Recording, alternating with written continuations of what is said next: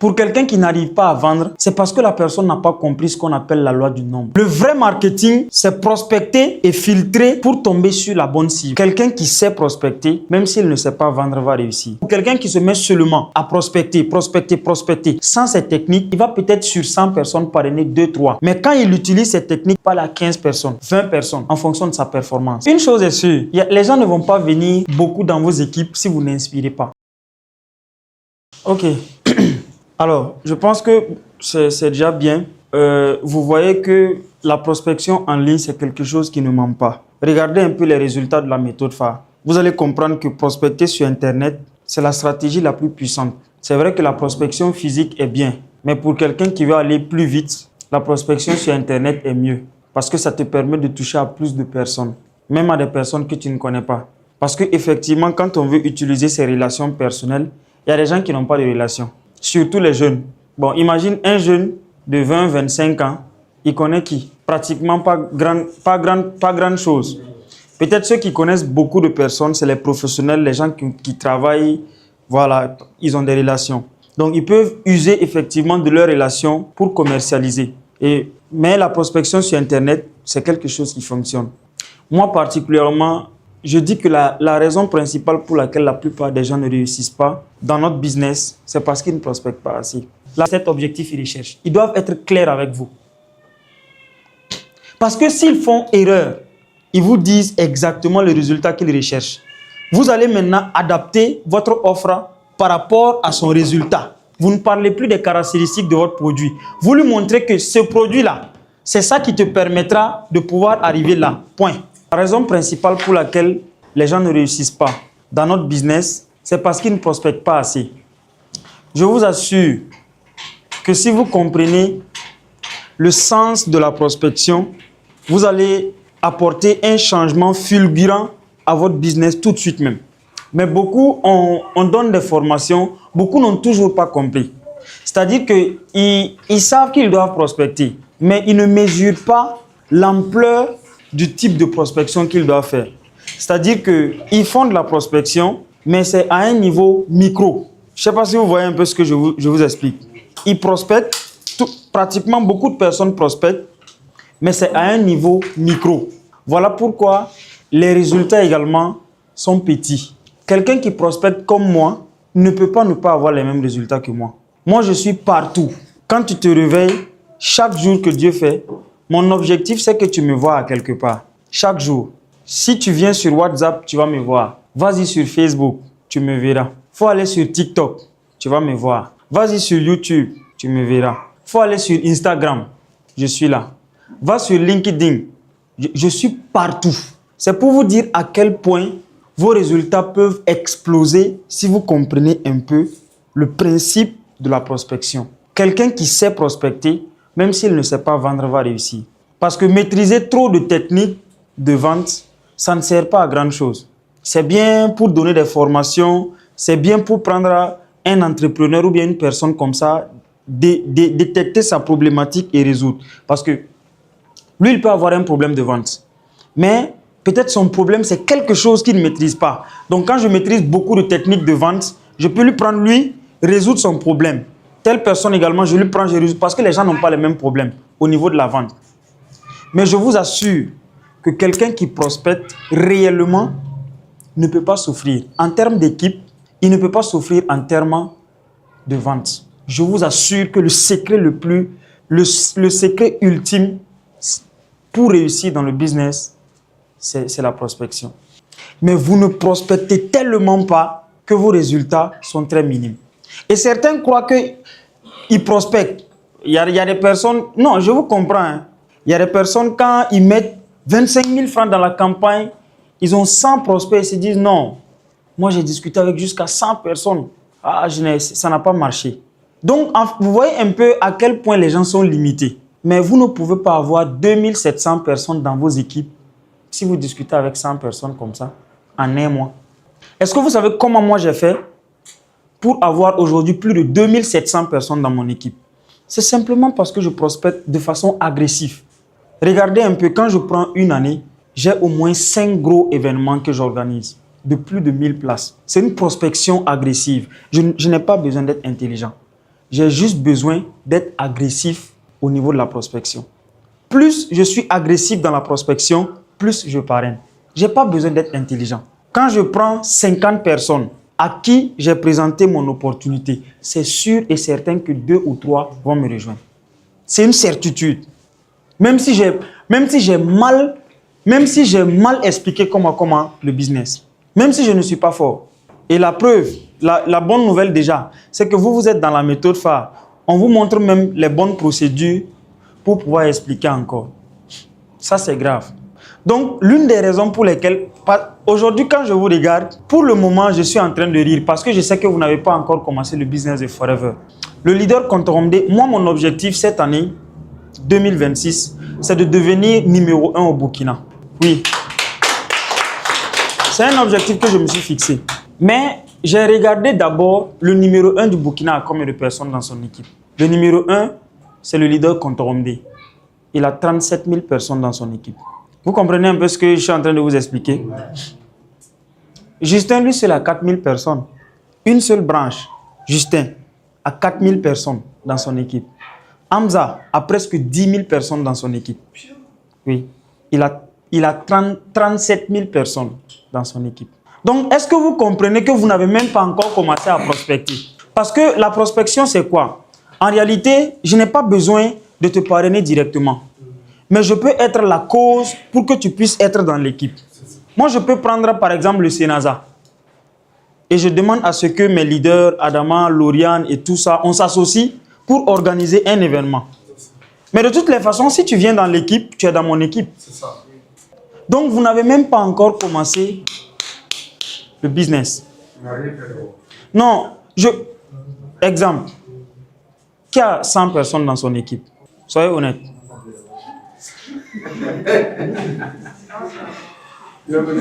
50.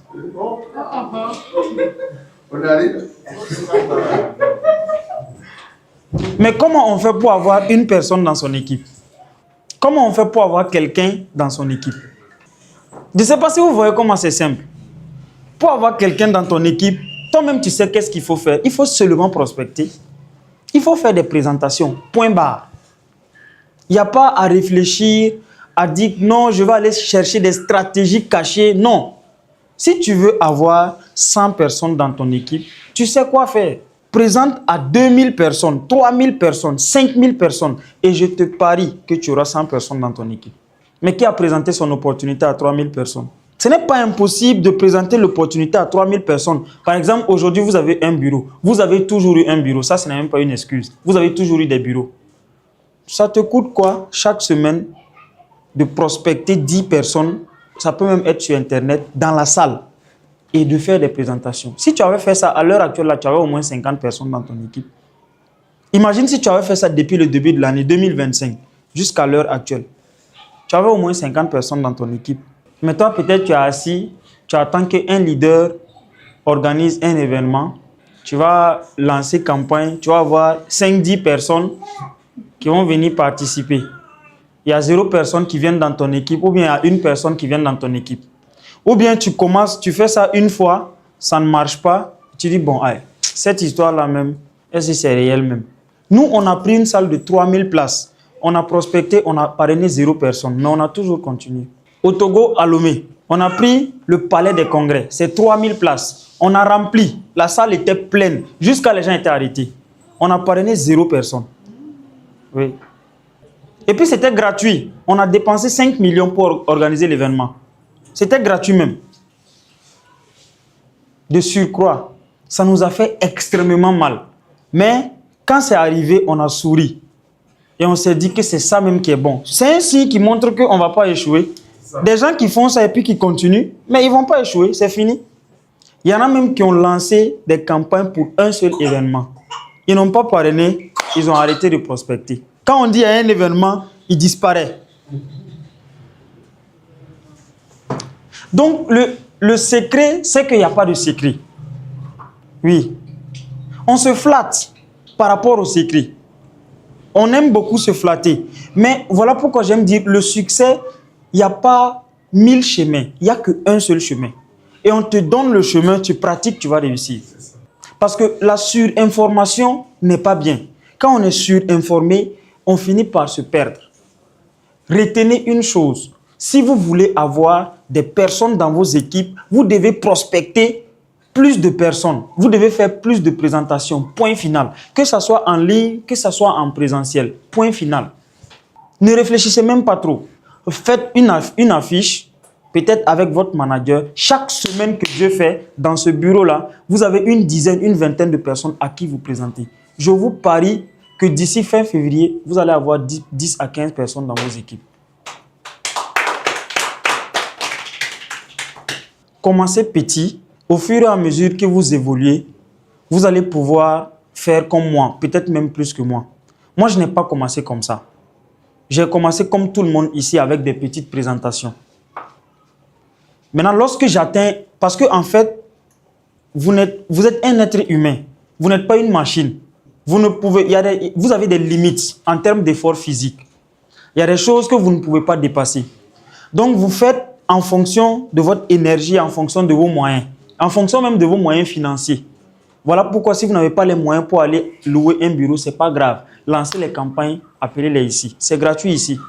Voyez, faites en fonction de votre moyen. Quand vous allez atteindre un certain niveau, vous allez pouvoir automatiser votre activité. Automatiser, ça veut dire quoi? Vous allez avoir d'autres leaders dans votre équipe qui sont capables de faire comme vous. Par exemple, moi, dans mon équipe, j'ai le leader Adama qui peut faire comme moi. J'ai le leader Nebie qui peut faire comme moi. J'ai le leader Emma qui peut faire comme moi. Comme j'ai 3 leaders qui peuvent faire comme moi, je peux arrêter de prospecter avec eux, aller peut-être chercher d'autres terrains. Mais ils sont dans mon équipe. Je ne sais pas si vous voyez un peu. Mon activité ne s'arrête pas parce qu'eux aussi cherchent à progresser. Donc, pendant ce temps, je peux être sur Internet. Je peux être partout. En entendant qu'eux également, ils montent. Quand eux également, ils montent, ils ont systématisé comme moi. Ils font exactement la même chose. Ainsi de suite. Et tout le monde prend sa place. Mais ce sont les étapes. Parce que si vous vous levez, par exemple, pour vouloir faire comme moi exactement, vous pouvez vous perdre. Voilà pourquoi allez-y avec vos moyens de bord. Atteignez un certain niveau. Et en fonction des étapes, vous allez passer à un autre niveau. Par exemple, quand vous allez passer manager, on va vous donner des formations sur la création de contenu. Oui. Ça, nous, on a déjà reçu une formation là-dessus avec Justin, mais ça va revenir à chaque fois. Donc, est-ce que c'est difficile? Parce que quand je vous vois, je regarde un peu d'ici la fin de l'année ce que potentiellement vous pouvez obtenir comme résultat si vous ne prenez pas conscience dès maintenant. Quand je regarde là, je vois directement vos résultats à la fin de l'année. Oui. Vous risquez d'avoir exactement les mêmes résultats qu'en 2025. Parce que le nombre de personnes dans vos équipes ne change pas. Ce n'est pas la magie. Est-ce que c'est la magie? Le nombre de personnes qui sont dans ton équipe ne progresse pas. Et toi, tu veux progresser. C'est le marketing de réseau. Il faut comprendre comment le business fonctionne. Si tu ne changes pas, rien ne va changer. Comme Jim Rohn le disait. Si tu ne changes pas les choses ne vont pas changer dans ta vie. Et de façon simpliste, quelqu'un qui veut parrainer 10 personnes, tu dois tellement prospecter jusqu'à ce que tu puisses avoir les 10 personnes. Même si tu dois aller à 200, ce n'est pas grave. Chaque semaine, tu dois au moins avoir une vingtaine de personnes à qui tu présentes ton opportunité. Une trentaine de personnes à qui tu présentes. Tu vas parrainer 2-3 personnes. Tu as un manager à côté, un leader à côté qui t'aide un peu avec la pôle sociale, qui vient motiver les gens un peu. Les gens, certains vont signer le contrat et tu commences à travailler avec eux. Tu vas voir que ton équipe va se mettre à muter. Moi, je vous ai dit que mon objectif, c'est d'être numéro 1. Mais j'ai une stratégie. Voilà pourquoi je vous parle de ça. Moi, tu ne peux pas te lever comme ça, dire que toi, tu vas dépasser Contrôle. Regarde l'équipe qu'il a. Regarde le travail qu'il fait. C'est énorme. Mais moi, je sais une chose. Je sais que quand tu te mets à inonder le marché, tu vas toujours dépasser les autres. Il n'y aura pas de compétition avec toi.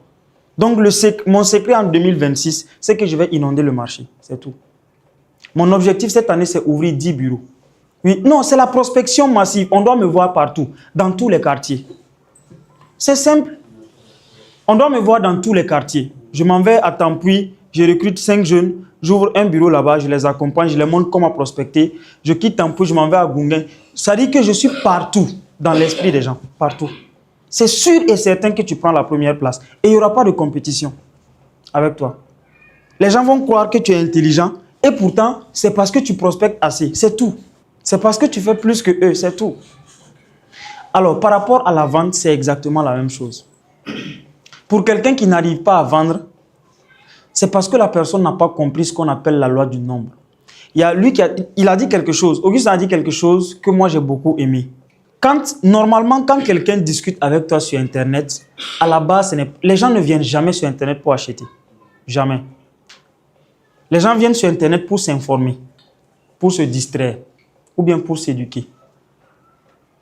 Les gens viennent pour 3 choses. Avoir des informations, s'éduquer ou bien se distraire. Les gens ne viennent pas sur Internet. Est-ce que toi, tu passes sur Internet pour acheter? Non? Mais il y a des choses que les gens font pour t'inciter à acheter. Et vous devez savoir que sur Internet, quand quelqu'un ne vous connaît pas, c'est difficile de lui vendre. Soyez d'accord avec vous-même. Le gars là ne te connaît pas. Et tu veux comme ça qu'il se lève pour acheter ton produit. Ça ne sera pas aussi facile. Peut-être il se pourrait que le gars il est dans l'urgence, il a vu ton produit, boum, il achète. C'est comme moi, avant-hier, il y a un produit pour voiture. J'étais dans l'urgence, je voulais. Dès que j'ai vu sur Facebook, j'ai cliqué, on m'a donné le prix, j'ai dit il faut me livrer à telle adresse. Mais très peu de personnes font ça. Parce que très peu de personnes sont dans l'urgence. Il y en a qui veulent le produit. Voilà, ils cherchent même, ils ne trouvent pas. Donc si vous tombez sur ces genres de personnes, ça va être plus simple de leur vendre. Mais comment on fait pour tomber sur ces genres de personnes? Il faut prospecter massivement. Comme il a si bien dit, il faut avoir un objectif. Vous voyez que je reviens un peu sur ce qu'il a dit. Il faut avoir un objectif de prospection par jour. En termes de vente, chaque jour que Dieu fait, vous devez avoir un objectif de prospect. Ça peut être 30 prospects par jour. Ça peut être 50 prospects par jour en fonction de votre disponibilité. Ça peut être 10 prospects par jour. Mais plus vous allez prospecter, plus vous vous donnez la chance de vendre. C'est une loi qui ne ment pas. Quand vous prenez Facebook, ils savent que le secret de la réussite se trouve dans la prospection. Qu'est-ce qu'ils font? Ils créent une application gratuite. Ils font en sorte que tout le monde peut se connecter. Les gens peuvent aller se distraire. Quand les gens finissent de se distraire, ils viennent derrière avec un produit qu'ils vendent, la publicité Facebook. Maintenant, il y a des milliards de... Il y a 4 milliards ou 5 milliards. Non, il y a 4 milliards de personnes sur Facebook.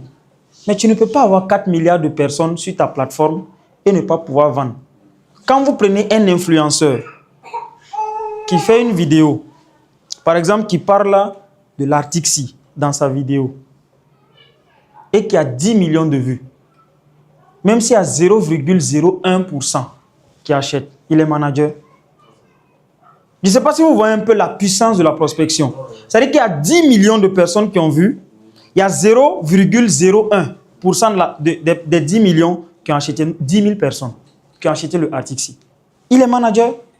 Donc, est-ce qu'on peut dire que lui, là, il est intelligent, ou bien il maîtrise les techniques de vente, ou bien il a... Je ne sais pas si vous voyez un peu. Il a juste joué sur les nombres. La loi des nombres, ça fonctionne en business, ça fonctionne dans tout business, et surtout dans le marketing de réseau. Voilà pourquoi vous devez mettre les avantages. Vous devez mettre les avantages devant vous. Moi, j'ai compris une chose. Si je ne veux jamais chuter en termes de résultats, je pense que le leader Adama, il me connaît. Moi, je n'ai jamais commencé un mois à faire moins que ce que j'ai fait le mois passé, depuis que j'ai démarré le business de Forever. Jamais. Je ne fais pas 300 points caisse et revenir faire 200. Ce n'est pas possible. Je ne fais pas 400 et revenir faire 300. Ce n'est pas possible. Je ne fais pas 100 et revenir faire 50 ou 70. Ce n'est pas possible. Vous savez pourquoi? Parce que je connais la loi des nombres. Je sais que c'est simple. Pour maintenir mes résultats, si j'ai fait 100 points caisse ou 50 points caisse, le mois prochain, si je vais faire 50 points caisse encore, je regarde, j'ai accompagné combien de personnes pour pouvoir faire 50. Si j'ai accompagné 10 personnes, le mois prochain, j'accompagne 20 personnes. Je ne peux jamais revenir en arrière. Parmi les 10, je sais qu'il y en a qui vont se refroidir, il y en a qui ne vont rien vendre. Je vais courir derrière eux et ils n'auront pas le temps. Il y en a qui vont trouver toutes sortes de justifications. Mais moi, j'augmente le nombre de personnes que j'accompagne. C'est-à-dire que je descends maintenant dans quelques équipes, je prends des personnes, j'accompagne. Et toi, tu te rends compte que tu n'as pas progressé, mais moi, mes résultats ont progressé. Simplement parce que je joue avec la loi du nombre. Toi, tu as accompagné 5 personnes, moi j'ai accompagné 20 personnes. On ne peut jamais avoir les mêmes résultats. Est-ce que vous comprenez un peu de façon simple là, comment on fait pour maintenir ces résultats, que ce soit en termes de vente, en termes de parrainage et en termes de rétention? La rétention, c'est le nombre de personnes que tu parraines et qui restent, qui produisent. Maintenant, si toi, tu t'es levé le mois, tu t'es juste limité, par exemple, si tu veux retenir les gens, tu t'es juste limité aux formations en groupe. Ou bien tu regroupes les gens comme ça, tu les formes. C'est bien. C'est très bien même. Very good. Mais ce n'est pas arrivé. Tu prends individuellement les gens, tu les accompagnes. Maintenant, en fonction des résultats que tu fais, fais très attention. Le mois prochain, tu vas chuter. Parce que ceux qui ont produit ce mois-là, ce n'est pas sûr que le mois prochain, ils vont produire. Les événements, les circonstances ne sont pas les mêmes. Les mois ne sont pas les mêmes. Donc, attaque 10 autres personnes. Tu ne vas jamais chuter. Moi, j'ai compris ça. C'est la loi du nombre. Et pendant que je suis en train d'attaquer des personnes, je suis en train de recruter des nouvelles personnes que je prépare. Par exemple, à l'heure actuelle, là, quand j'ai pris mes non-managers, j'ai commencé à recruter. Je suis à plus de 400 personnes que j'ai recrutées depuis le mois de juillet. Juillet à aujourd'hui. Que vous ne connaissez pas. Vous ne les connaissez pas, je vous assure. Vous ne connaissez personne parmi eux. Il y a même des personnes qui sont sorties managers adjoints que vous ne connaissez pas. Parce que je les prépare depuis. Je comprends que c'est le nombre, c'est la loi du nombre. Si je veux plus de clients, je comprends. Je sais que je dois toucher à plus de personnes. Point barre. Est-ce que vous avez compris le principe simple de la prospection que le leader vous a expliqué? Donc, s'il vous plaît, ne réfléchissez pas. Il faut arrêter de trop vous fatiguer, trop souffrir. Genre, vous vous battez, vous souffrez. Mais vous voyez que ça ne va pas. Vous-même, vous devez vous dire, mais qu'est-ce qui ne marche pas? La bonne nouvelle, c'est que vous avez eu un leader qui vous aime. Il est venu me dire, non, il faut que je prenne un bureau pour mes équipes. Ça les permettra de progresser, effectivement. Mais je lui ai dit une chose. Il faut les chasser un à un au bureau. Quand quelqu'un passe manager, 2-3 mois plus tard, tu le chasses. Il n'a qu'à aller chercher son bureau aussi. Oui, oui, c'est vrai. Quand quelqu'un passe manager, 2-3 mois, tu le chasses. Il n'a qu'à aller chercher son bureau. Bien sûr, non, pour pouvoir aider d'autres personnes. Parce que sinon, il va rester ici et être trop dans sa zone de confort. 2-3 mois seulement, tu regardes tous tes managers là, tu les chasses. Tu mets d'autres personnes. Parce que c'est la loi du nombre. Si tu restes avec eux là seulement, tu ne vas pas progresser. Moi, j'ai chassé tous mes managers. Vous avez vu, non? Au bureau. J'ai chassé tous mes managers un. La seule personne peut-être avec laquelle je vais rester, c'est Lauriane.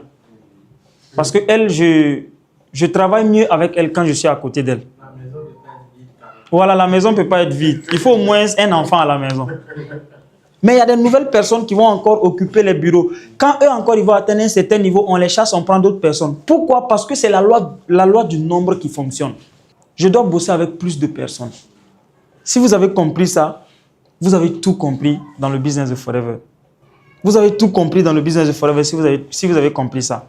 Bon, maintenant, je vais partager avec vous quelques principes de la vente qui vont vous permettre d'améliorer maintenant votre capacité de convertir plus de personnes.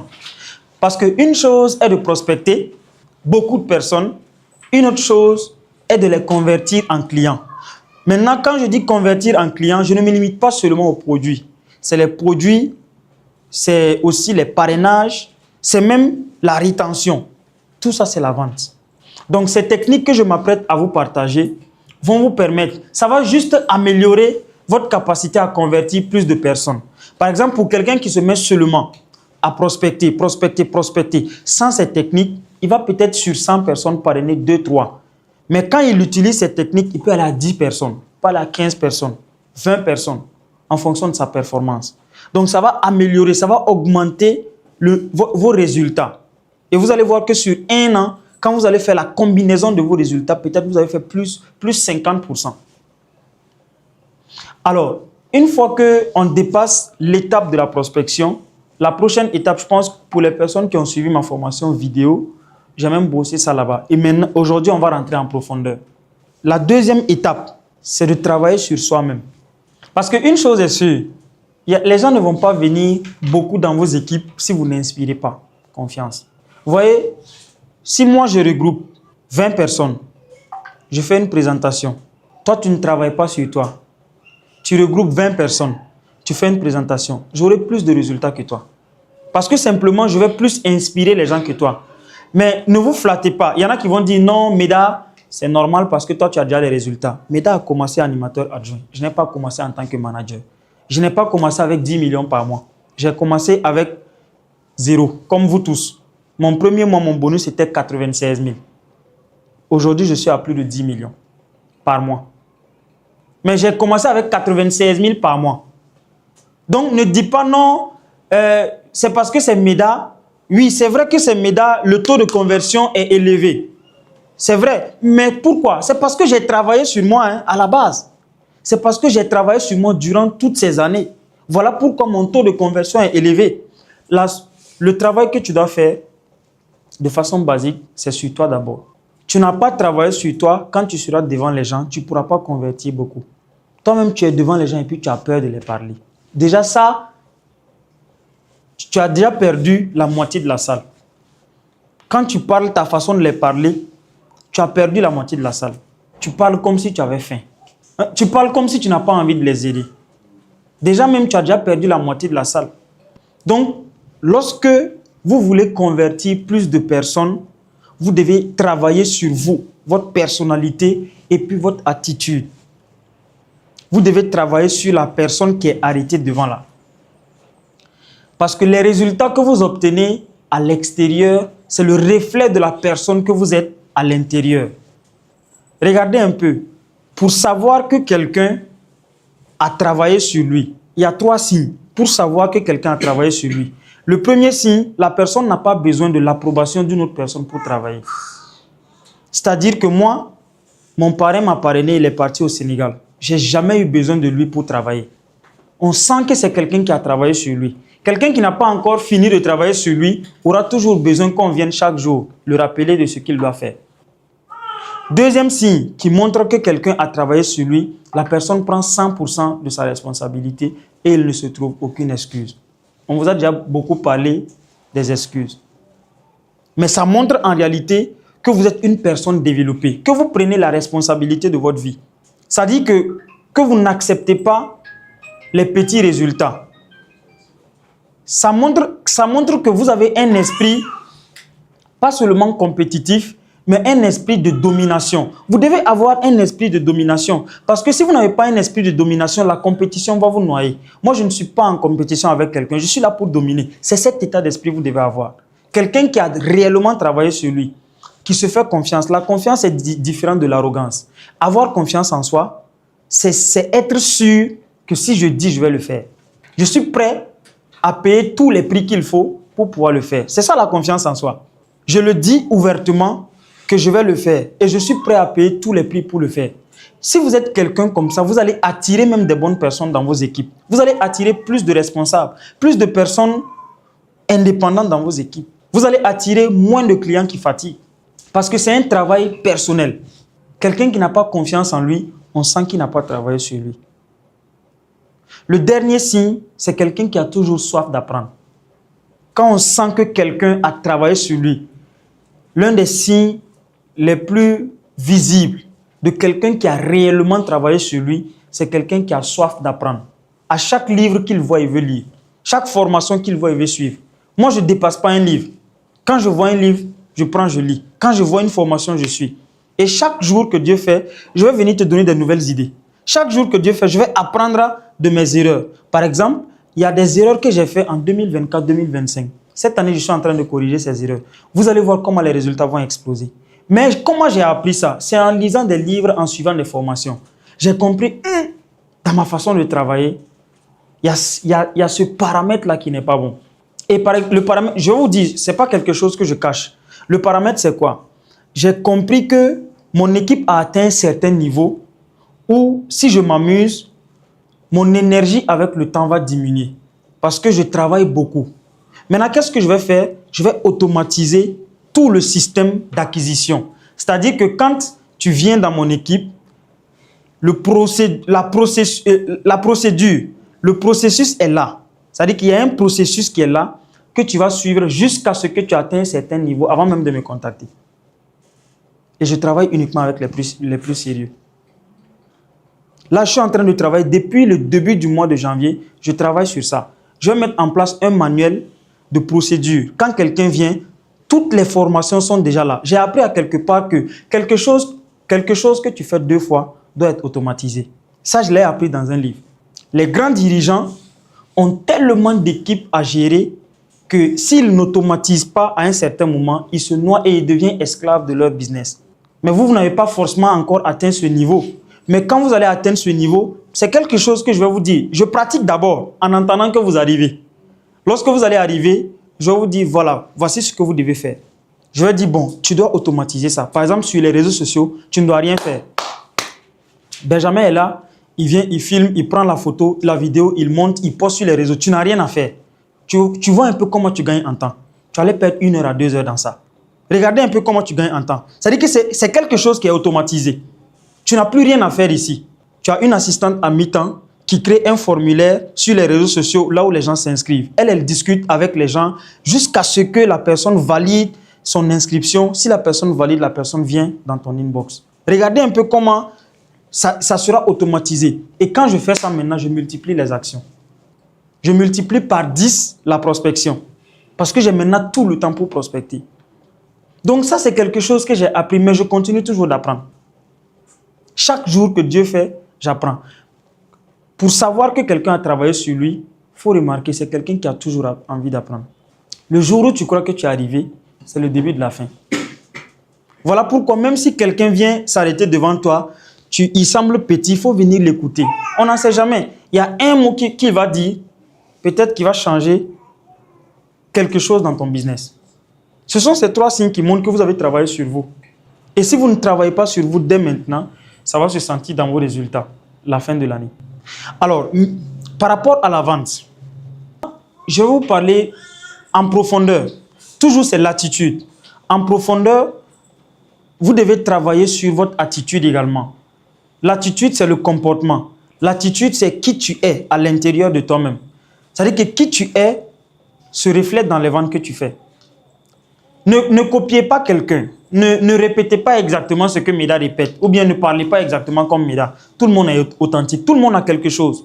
Nous avons tous une énergie qui peuvent plaire à certains, ça ne va pas plaire à d'autres personnes. Il y a certaines personnes, quand tu entres dans la salle, tu vois sa tête, il t'énerve. Tu ne sais même pas pourquoi. Oui, oui. Mais à certaines personnes, quand tu les regardes, tu aimes leur affaire. Tu ne sais même pas pourquoi aussi. Nous avons tous des énergies. Et utilisez votre énergie, vous allez attirer les personnes qui apprécient ce que vous faites. C'est toujours comme ça. Et vous collaborez avec eux.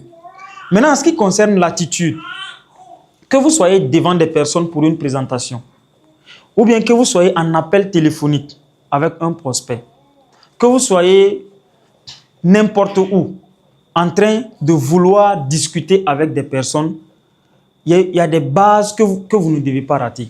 Moi, je vais prendre d'abord le cas des produits. C'est des bases que vous ne devez pas rater. Je prends d'abord le cas des produits. Moi, par exemple, ma femme, elle passe toujours des appels téléphoniques. Ne discute pas avec quelqu'un par WhatsApp. Tu ne la réponds pas, elle te laisse, elle passe à autre personne. Elle t'écrit, tu ne réponds pas, il n'y a pas de problème, mais elle t'appelle.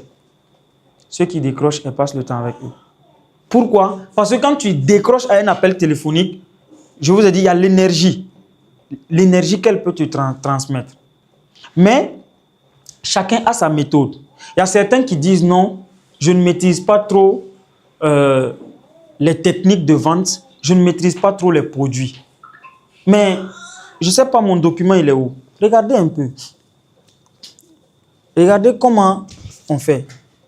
Tu n'as pas besoin forcément de maîtriser à la perfection. Tu écris. Quand tu vas écrire, pratiquer avec 1, 2, 3, 10 prospects, ça va venir. Regardez un peu. Toutes les étapes de la vente sont écrites chez moi. Quand j'appelle un prospect, je sais exactement ce que je dois lui dire. C'est écrit. Je n'ai pas besoin d'être bon, fort, retenir. Non, c'est écrit. Par exemple, je sais que étape 1, quand je l'appelle, je me présente et je n'oublie surtout pas son nom. Regarde. Je me présente et je n'oublie surtout pas le nom du prospect. Tout est écrit. Étape 2, qu'est-ce que je dois faire? Je me concentre sur le problème du prospect pour identifier réellement son besoin. et sa douleur. Tout est écrit. Donc, quand je l'appelle, je regarde. D'abord, la première des choses, je sais que je ne dois pas oublier son nom. Donc, je regarde d'abord sur WhatsApp, il s'appelle comment? Peut-être M. Henri ou bien M. Thierry, M. Sawadogo. Donc, dès que je l'appelle, oui, bonsoir, M. Sawadogo, j'espère que vous allez bien. Vous voyez, ça dit que ça, c'est la première étape à gagner. Mais c'est écrit, je n'ai pas besoin forcément de retenir ça dans ma tête. Parce que quand je répète, un jour, je vais retenir. Aujourd'hui, moi, je peux le faire sans mon manuel. Mais ce manuel-là, ça me suit toujours. Parce que j'ai travaillé avec ça. Et c'est en répétant plusieurs fois, avec plusieurs prospects que c'est resté. Il y en a qui disent non, je ne vais pas passer d'appel d'abord parce que je ne maîtrise pas trop les produits là. Je ne sais pas quoi dire. Mais prépare-toi à l'avance. La meilleure improvisation, c'est la préparation. La meilleure façon d'improviser un appel, c'est de le préparer. Dans l'appel, il y aura des choses que tu vas dire pour ajouter. Tu ne vas pas dire exactement ce qui est écrit ici. Mais c'est toujours préparé. Malgré que j'ai animé plusieurs conférences, demandez à mes leaders, à chaque fois qu'on est dans un événement, on s'en va dans la salle pour préparer. On ne se joue pas aux connaisseurs. C'est vrai qu'on connaît. C'est vrai qu'on sait ce qu'on va dire, mais on va quand même aller préparer. Moi, j'ai vu ça avec les grands artistes. La fin, quand il venait au Burkina ici, mon ami Hugo Boss était avec lui, je suis ses statuts. Le gars, il a répété ses propres musiques qu'il chante depuis plus de 10 ans là. Hein? Il a répété ça toute la nuit, avant de venir le lendemain. Vous voyez la fune, comment il chante, non? Il est venu, il a répété plusieurs fois. Je dis, mais c'est quoi toi tu répètes? Moi, c'est la question que je me pose, c'est quoi tu répètes? Mais c'est le jour du concert qu'on s'est rendu compte que s'il n'avait pas répété, il était foutu. Adama était avec moi.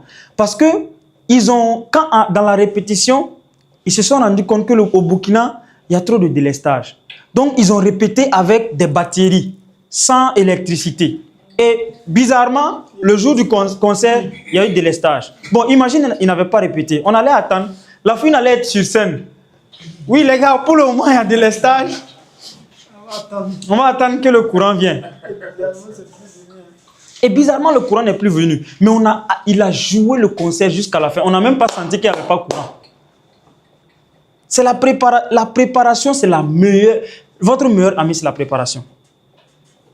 Avant que moi je ne discute avec quelqu'un, je me prépare mentalement et physiquement, sur tous les plans. Je consomme les compléments alimentaires. Si j'ai le temps, je fais le sport. J'ai l'énergie. Je fais mes déclarations positives. Je déclare qu'aujourd'hui, je vais vendre. J'ai confiance. Je prépare mon manuel. Les prospects viennent, je suis assis, je les attends. Un à un.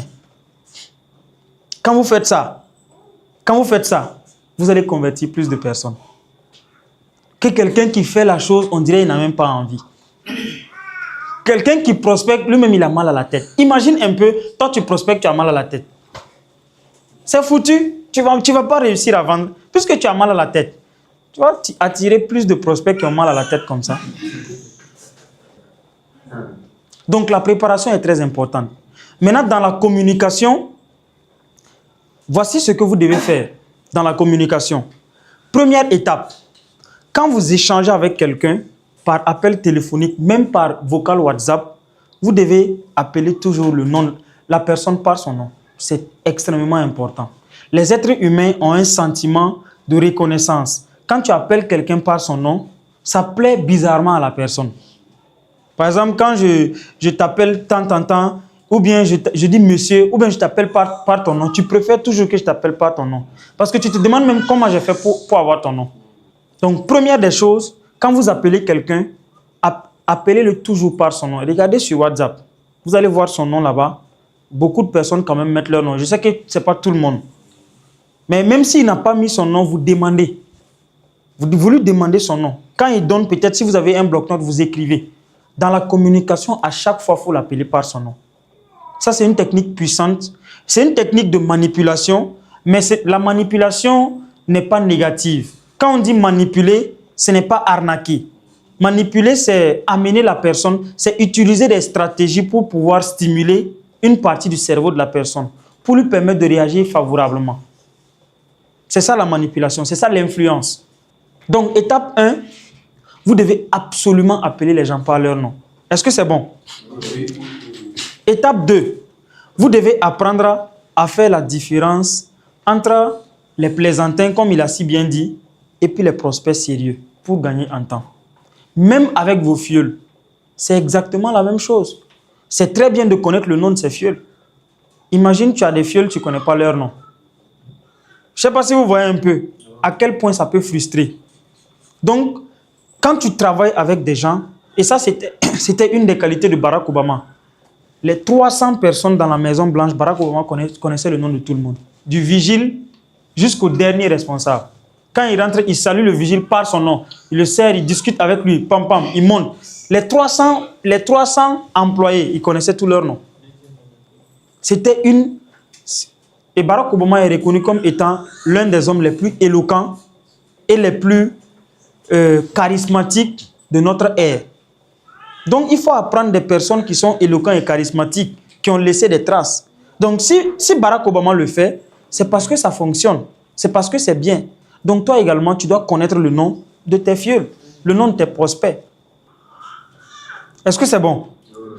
Deuxième étape, tu dois faire la différence entre les personnes qui sont sérieuses et les personnes qui ne sont pas sérieuses, même parmi tes fioles. Tu dois faire la différence entre ceux qui sont sérieux et ceux qui ne sont pas sérieux. Parce que ceux qui ne sont pas sérieux vont bouffer ton énergie. Les gens ne savent pas pourquoi moi je suis toujours énergétique. Regardez, je vais vous dire une vérité. J'ai dormi 3 heures hier nuit. J'ai eu 3 heures de sommeil. Depuis ce matin, vous pouvez demander au leader Adama, j'étais avec une équipe, l'équipe de Jules, que je formais. J'ai fini, j'étais au bureau, j'avais une présentation. C'est après la présentation que je suis venu ici. Mais est-ce que vous sentez que c'est quelqu'un qui a envie de dormir? Pourquoi? Parce que moi, dans mon boulot, dans mon job, je sais faire la différence entre les bouffeurs d'énergie et les personnes réellement qui veulent soit acheter mon produit ou bien avancer. On ne se fatigue jamais quand on est avec des personnes qui sont sérieuses. On se fatigue toujours quand on est avec des personnes qui ne sont pas sérieuses. Voilà pourquoi, même dans la prospection en ligne, vous devez apprendre à identifier le bon profil. Et ça se fait de façon palpable. Il y a des stratégies que vous appliquez. Première étape, pour savoir qu'un prospect est vraiment sérieux ou bien c'est un plaisantin. Première étape, il faut chercher à savoir est-ce que le gars qui m'a contacté, il a une problématique réellement douloureuse et urgente. C'est très important. Il y a des gens, tu vas les appeler, mais tu vas discuter avec le gars. Tu vas expliquer le produit. Tu vas parler. Le gars, il peut t'écouter pendant 30 minutes. Comme Adama le dit si bien, il pose toutes les questions au monde.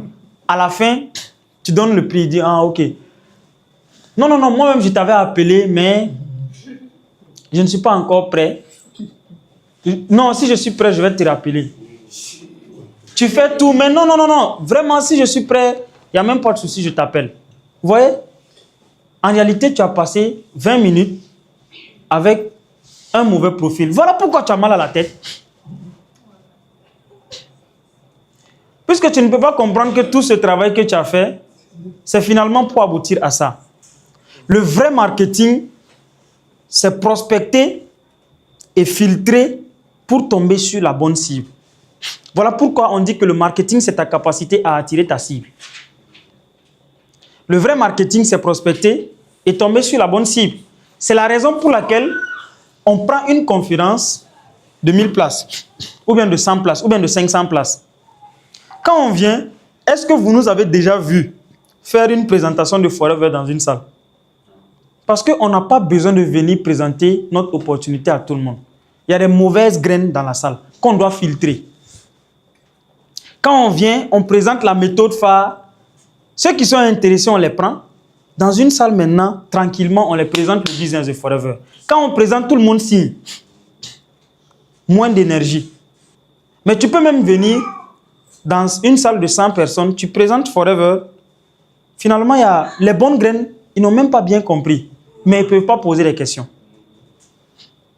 Et tu vas rater beaucoup de personnes. Donc, je viens, je récupère les bonnes graines. Ceux qui ont envie de réussir, ceux qui veulent gagner de l'argent avec Forever ou bien avec la méthode, je les récupère d'abord. Je les amène maintenant au bureau, tranquillement, je les explique. Je ne sais pas si vous voyez un peu, c'est filtrer, toujours se libérer des mauvais prospects. Voilà pourquoi il faut beaucoup prospecter, pour toujours se libérer des mauvais prospects. Et la première étape, c'est de chercher à savoir est-ce que réellement, lui qui m'a contacté, il a une vraie problématique. Une problématique qui est urgente et une problématique qui l'inquiète. Parce que si ce n'est pas urgent, il ne va pas passer à l'action rapidement. Si son problème n'est pas réel, si ce n'est pas douloureux, si ce n'est pas urgent, il ne va pas passer rapidement à l'action. Voilà pourquoi moi, quand je t'appelle, la première chose que je fais, une fois que je ne t'appelle pas ton nom, je te demande directement, j'ai vu que vous avez cliqué par exemple sur ma publicité par rapport à mes produits. Donc, je vous ai appelé pour savoir quel est le problème majeur qui vous a amené à me contacter. Est-ce que vous pouvez m'en parler un peu par rapport à votre problème? Il va dire, oui, j'ai tel problème, j'ai tel problème, j'ai tel problème. Je lui demande, est-ce que réellement le problème que vous avez, est-ce que vous avez des douleurs, est-ce que c'est urgent? Je ne sais pas si vous voyez un peu. Là, c'est pour identifier. Vous allez voir que certains vont vous dire, non, non, non, en fait, c'était juste pour prendre des informations par rapport au produit. Je l'écarte en même temps. Ce n'est pas un bon prospect. Parce que c'est lui, à la fin, qui va me dire, je vais te revenir après. Mais quelqu'un qui me fait dès le début savoir qu'il a une problématique réelle, la discussion, c'est déjà bien parti. Parce que lui, il a un problème douloureux. Il a un problème urgent. Quand je dis je l'écarte, pas que je raccroche l'appel, mais je fais rapidement pour me libérer de lui. Je sais pas, voilà, chap-sap, pour me libérer de lui. J'applique rapidement les techniques de vente avec lui. À la fin, je sais, il va dire non, je te reviens plus tard. Je dis, ok, d'accord, je l'étiquette. Et puis, je fais des suivis. C'est tout. Je l'étiquette et je fais des suivis. Je n'ai pas besoin de perdre mon temps avec lui. Quand il sera peut-être dans l'urgence, comme je suis en train de faire des suivis, il va me recontacter. Maintenant, je passe beaucoup de temps avec les prospects qui ont une problématique urgente et douloureuse. Autre chose, pour identifier le bon prospect. Autre chose, c'est de chercher à savoir est-ce que le prospect a déjà cherché une solution. Ça, c'est une question piège qui permet de savoir vraiment si le problème qu'il a là, c'est douloureux. Il m'a contacté par rapport à l'hypertension, par rapport à l'impuissance sexuelle, par rapport au diabète. Je vais lui demander simplement, oui, monsieur Traoré, ok, d'accord, j'ai bien compris votre problème, je pense qu'on peut vous aider. Mais dites-moi, monsieur Traoré, est-ce que vous avez déjà cherché une solution? Si oui, qu'est-ce qui ne vous a pas plu dans la solution? Mon objectif, c'est de voir si le gars a déjà cherché des solutions et dans les solutions qu'il a cherchées, qu'est-ce qu'il n'a pas aimé.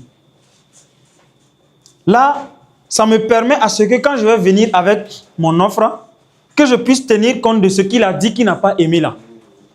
Je ne vais quand même pas venir répéter la même erreur. Je ne sais pas si vous voyez un peu. Ça, c'est une deuxième question très importante.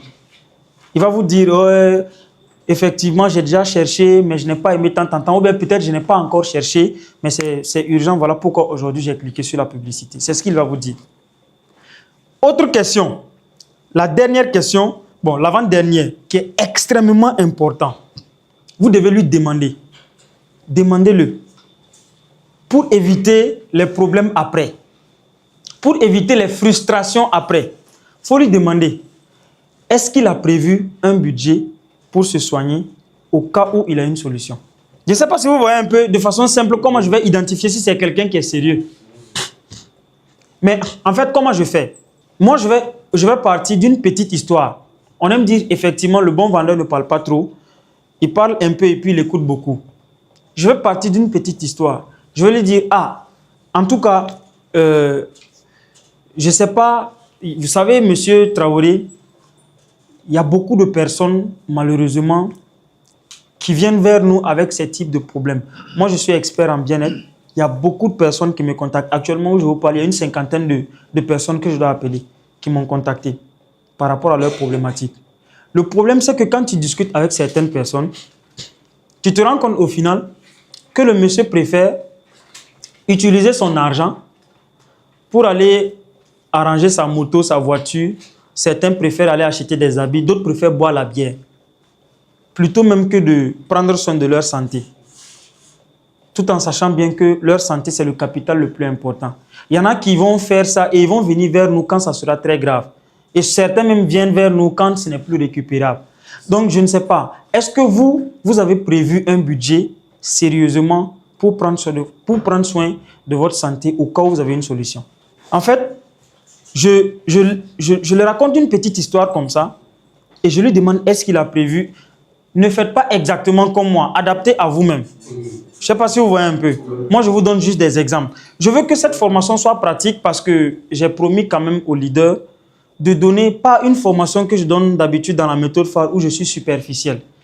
Je vais rentrer en profondeur. Comme ça, si je quitte ici, en matière de vente, que vous n'ayez plus de problème. Voilà. Donc, si vous faites ça, vous allez savoir sérieusement si c'est quelqu'un qui est prêt. Certains vont vous dire, oui, j'ai prévu quelque chose. D'autres vont vous dire, non, j'ai juste cliqué pour prendre des informations. Donc, tu ne dois pas être étonné quand tu vas venir avec ton offre. Si la personne te dit, je te reviens plus tard, tu ne dois pas être étonné parce qu'au début, il t'a dit. Donc, tu sais que ce n'est pas un prospect sérieux. Ce n'est pas un prospect qui a de l'urgence. Et tu ne dois pas passer trop de temps. Il ne faut pas trop parler avec lui pour avoir mal à la tête. Tu fais rapide avec lui. Tu termines les étapes de la vente et puis tu passes à une autre personne. Jusqu'à ce que tu tombes sur quelqu'un qui répond exactement à tous les critères. Et là, maintenant, tu passes beaucoup de temps avec cette personne. Cette personne doit bien comprendre tout le process. Parce que s'il comprend bien et qu'à la fin, les choses sont bien faites, il va acheter. Donc, voici quelques questions qui vous permettront de détecter les bons prospects, des prospects insérieux, des plaisantins. Est-ce que c'est bon jusque-là? Vous devez vous concentrer sur les profils de prospects qui sont sérieux. Et vous allez réaliser plus de ventes. C'est la même chose avec les fioles. Moi, quand je prends les fioles, moi je travaille beaucoup plus avec le FLP. Je regarde un peu l'évolution de la personne. Je sais s'il est sérieux ou pas. Déjà, avec les formations basiques qu'on donne, je sais que quelqu'un qui est sérieux ne peut pas terminer 2 mois avec 0 point caisse. Ou bien 3 mois avec 0 point caisse. Si moi, je t'accompagne, 1 mois, 2 mois, tu as 0 point caisse, je te laisse d'abord. Quand tu seras prêt, tu vas revenir. Parce que imagine un peu comment je serai improductif si je passe mon temps avec toi. Imagine un peu si je dois passer mon temps avec 10 personnes qui font 0 point caisse. Donc, je regarde. Et au temps où les Adama n'étaient pas encore managers, c'était comme ça. Je regarde, je vois que le mois passé, Adama a fait 5 points caisse ou 6. Je me concentre sur lui. Vous allez toujours avoir des bons résultats si vous vous concentrez sur ceux qui font déjà du résultat. C'est la loi des 80-20. 20% des personnes de votre équipe vont faire 80% des résultats. Les 80%, ils vont faire 20%.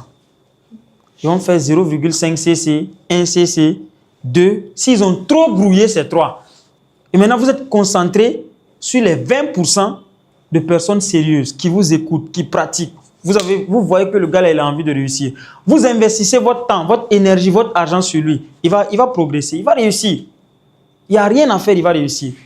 Vous prenez une salle ou bien vous venez au bureau, vous lancez des campagnes pour lui. Il discute avec les gens, il les amène. Vous recrutez, vous mettez derrière lui. Vous lancez des campagnes de vente pour lui, vous lui donnez des objectifs, vous êtes derrière lui. Lui, là, il va progresser. Et il va faire plus de CC que 10 personnes réunies. Lui seul, il va faire plus de CC que 10 personnes réunies. Voilà pourquoi, si vous ne faites pas attention, vous allez avoir l'impression que vous êtes tout le temps fatigué. Il y a quelqu'un qui m'a posé la question aujourd'hui, leader, qu'est-ce que tu peux nous dire pourquoi toi tu n'es jamais fatigué? J'ai dit parce que je travaille avec les bonnes personnes. C'est ça mon secret. Et quand tu travailles, par exemple, tu travailles avec quelqu'un comme Adama, tu ne vas jamais être fatigué. Pourquoi? Parce que quand tu dis quelque chose, il fait. Vous voyez, il n'y a pas de fatigue dans ça. C'est comme si c'est quelque chose qui est naturel, qui est normal. Il n'y a pas trop d'énergie qu'on dégage. Donc, identifier la bonne personne. Est-ce que cette étape est bien comprise? Ok. On va passer maintenant à la deuxième étape, l'écoute active. Je vous ai dit que cette formation, ça sera généraliste. Ce n'est pas seulement pour vendre des produits, parce qu'il y a des managers ici. Il y a des managers ici, c'est pas seulement, ils ne vendent pas seulement, ils recrutent aussi, ils développent. Donc l'écoute active, c'est quelque chose de très très important, très très fondamental. Si vous n'écoutez pas quelqu'un, vous ne cernez pas le problème de la personne réellement, vous n'allez pas réussir à l'offrir une bonne solution. La plupart des vendeurs sont excités pour rapidement parler de leurs produits et du prix de leurs produits sans même savoir réellement le problème, les difficultés du prospect ou bien de leur filleul. Si, par exemple, moi je prends le cas de vos filleuls. Si vos filleuls ne vous écoutent pas, c'est parce que vous n'avez pas cerné leurs problématiques réelles. Et donc, vous n'apportez pas les solutions réelles à leurs problèmes. Je vais prendre des exemples assez simples. Et ça, je le fais, bon, vous pouvez le faire à petite échelle. Mais après, quand vous allez atteindre un certain niveau, vous allez pouvoir le faire à grande échelle.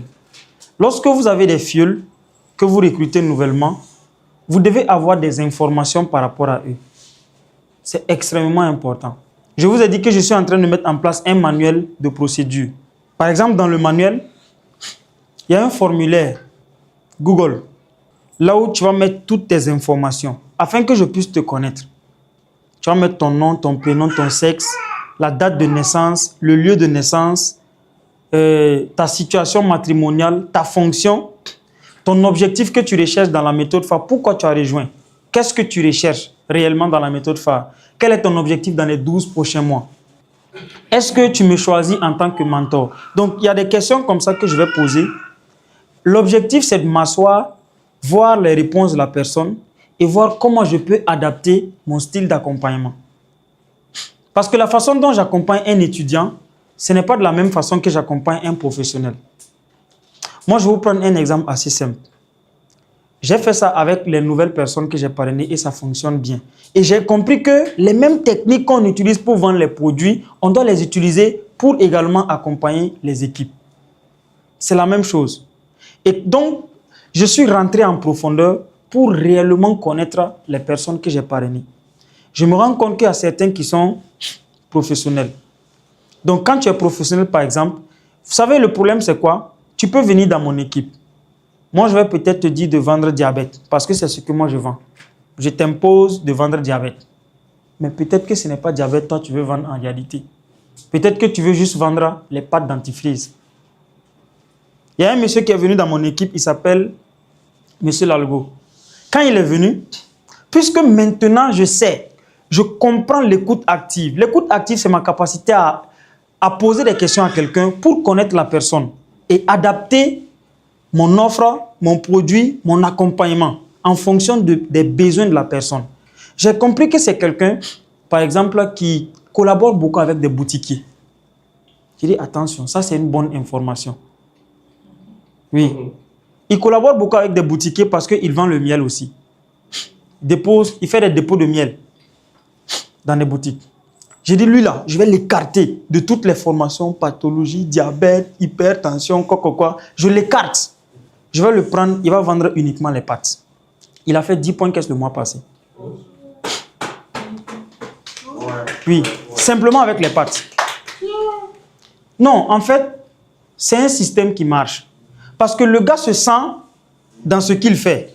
Je ne sais pas si vous voyez un peu. Les boutiquiers, comme il est en collaboration avec les boutiquiers, par exemple, avant-hier, non, le samedi, j'ai commandé 75 pâtes. 75 pâtes dentifrice que j'ai commandé le samedi. Pour lui. Puisque le gars, il traite avec les boutiquiers, tu veux qu'il vende quoi? C'est ça. Tu vas peut-être lui donner diabète, hypertension, il va lancer campagne, s'asseoir, il va discuter, sa tête là va s'enfler comme ça. Il y a une dame que je connais, elle s'appelle Madame Dembélé, elle travaille. Voilà, c'est Adama qui devait la parrainer, malheureusement, je l'ai parrainée. Oui, c'est la responsable de la salle de banquet de Ouattara 2000. Elle, pour le moment, je ne suis pas trop focus sur elle parce qu'elle est un peu occupée. Mais quand même, chaque mois, elle fait le minimum. Chaque mois, elle fait 10 points caisse, des trucs comme ça. Mais regardez, elle, quand je l'ai parrainée, j'ai compris que c'est une qui a déjà des relations autour d'elle. Elle travaille dans un environnement où chaque jour, il y a quelqu'un qui vient demander d'après les salles. Il y a des salariés qui sont autour d'elle tout le temps. Je dis, bon, essaie d'identifier autour de toi là, quelle est la problématique majeure des gens. Chaque fois, les gens parlent, les gens insistent sur quoi? Elle me dit, non, ça, ce n'est même pas compliqué à identifier. Elle me dit que les gens sont tout le temps fatigués là-bas. Les gens sont tout le temps fatigués là-bas. Je dis, voilà, tu vas vendre Absorbent et bidons jaunes. Chaque mois, elle fait plus de 10 points caisse. Quand les gens ont commencé à consommer Absorbent et bidons jaunes, ils consomment ça comme chewing-gum maintenant. Quelqu'un peut venir dire, oui, je veux dire Absorbent C. Il prend, il consomme tout le mois avec bidon jaune. Elle est assise, pas qu'elle ne fait pas des efforts, mais elle ne fait pas trop d'efforts comme certaines personnes pour vendre. Parce que l'écoute active m'a permis de connaître la personne. Mais par exemple, il y a des personnes, il y a des jeunes que j'ai parrainés, qui sont étudiants, il y en a qui sont chômeurs. Et je les montre les pathologies. Tu vas venir t'asseoir ici discuter avec les prospects. Parce que lui, il a le temps, il a l'énergie pour le faire. Puisqu'il n'a pas autre... Est-ce qu'il a autre solution? Cabri mort. Voilà. Donc lui, par exemple, voilà pourquoi c'est bien de connaître les personnes avec lesquelles vous travaillez. Ça vous permettra... J'ai fait quelque chose comme ça avec la même stratégie. Il y a un de mes fioles qui s'appelle Amidou qui est venu me voir. Il m'a dit, franchement, leader, j'ai beaucoup de personnes intéressantes dans mon équipe, mais honnêtement, personne ne bosse. Je n'ai que des cadres. Il dit, c'est normal parce que toi-même, tu es un salarié. Tu vas attirer qui si ce n'est pas des salariés? Il dit, ce que tu vas faire un petit formulaire, tu vas les envoyer, ils vont remplir. Donc, tu prends toutes les informations que tu peux. Donc, quand il a pris les informations, il s'est rendu compte qu'il y a 3 personnes, c'était en novembre et décembre, qui fêtaient leur anniversaire. J'ai dit, va au siège, fais un point caisse, emballe des produits, va les offrir chez eux à la maison. À l'heure actuelle, là, ce sont ces 3 dames-là qui sont en train d'exploser. Simplement parce qu'il a vu dans l'information, il y a son anniversaire à telle date, il a juste emballé quelques produits, bidons jaunes, bien emballés, décorés, parti la saluer, lui donner que c'est juste un petit cadeau comme c'est son anniversaire. Et voilà, juste venu le saluer. Maintenant, chaque jour, quand il parle à la dame écoute. Chaque jour, la dame même n'a pas besoin même de... La dame même, hey, je veux 4 collagènes. Oui, il ne forme même plus sur les produits. Simplement parce qu'il a écouté. En fait, l'écoute active, c'est ta capacité vraiment à connaître la personne avant de proposer ton offre. Vous voyez, ça, c'est juste un exemple simple que j'ai pris pour vous montrer comment facilement vous pouvez accompagner quelqu'un pour ne pas que la personne fuit de votre équipe.